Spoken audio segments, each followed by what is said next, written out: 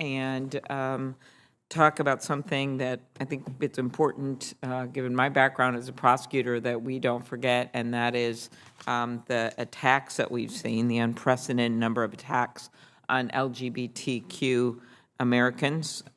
We know that LGBTQ Americans continue to face violent attacks, and there's hateful rhetoric dehumanizing them, and that is one of the contributing factors. This year, the FBI found that crimes motivated by bias against LGBTQ people represented 20% of all reported hate crimes. This is close to my heart because when I was a prosecutor, I'd never even been in, I remember the White House. President Clinton was president, and he introduced the hate crimes bill, and I got to meet the family of Matthew Shepard. They were there along with the police who investigated the case. And I think that was a moment for America that kind of flipped how people thought about things and realized that he was just pursuing his own life and ended up, as the investigators described it, looking like a scarecrow, someone thought, pinned to a fence. Could you talk about what trends you are seeing in LGBTQ hate crimes? And why don't you answer that first? Yeah, the reality is scary. I mean, we're sitting here 7 years since the Pulse nightclub shooting where 49 lives were stolen, and just over 7 months since the shooting at Club Q that stole 5 lives from the community. This uptick of violence is real, and you've said it already. 1 in 5 of every hate crime is motivated by anti-LGBTQ plus bias. The other reality that we know is true is that these bad bills targeting the community are often accompanied by campaigns of misinformation and lies that sow fear and transphobia in communities. The very fact that we can't identify Leah Thomas as a transgender woman is playing into the fear and anxiety that's motivating these hate crimes. I talk to people every day. I talk to pediatricians that are being escorted to their cars by armed guards because of the bomb threats that they're receiving. I talk to drag queens who are being confronted by Proud Boys with AR-15s outside of drag queen story hours. This epidemic is real and requires action, both legislative and also cultural, in stopping this ability for people to just spout lies about our community.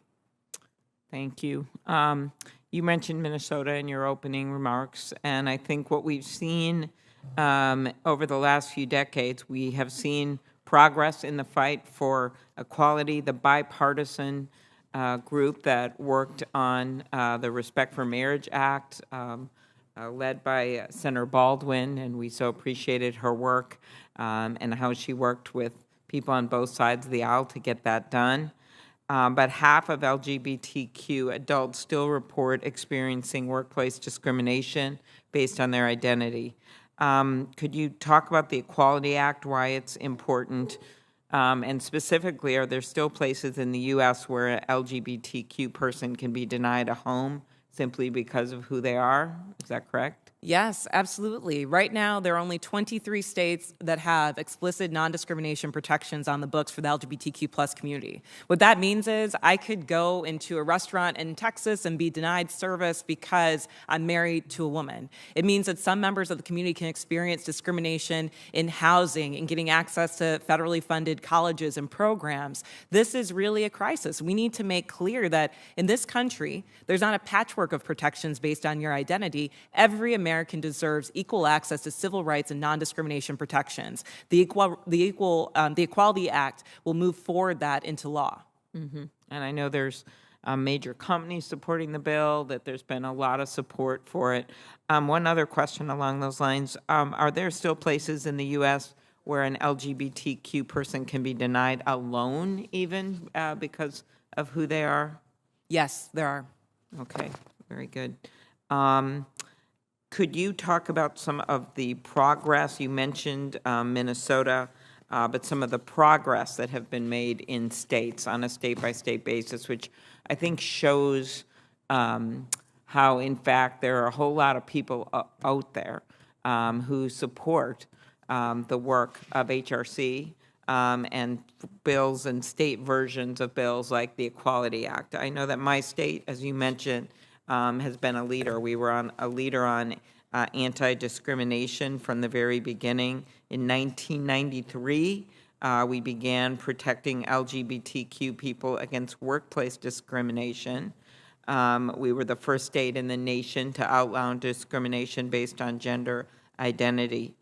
So could you talk about progress? Absolutely. There has been incredible progress for our community. You know, if I look back 20 or 25 years, 60% of Americans opposed same-sex marriage, and now nearly 80% support same-sex marriage, and the Respect for Marriage Act is the law of the land. That changed because we were able to serve openly in the military. That changed because we were able to tell the stories of our lives and show what our love looked like. That changed because now the majority of Americans know someone who is lesbian, gay, or bi. We need to make sure in this fight that we're not letting people's lack of visibility seed into fear, and instead tell the stories about trans women, tell the stories about trans men, show the stories like Harley's that show that at the end of the day, these are simply Americans who are trying to live. That's what we're fighting for. Okay. Well, and thank you to all the witnesses. I wish I could ask you all questions, but my colleagues are waiting. Thank you. Thanks, Senator Klobuchar. Senator Blackburn.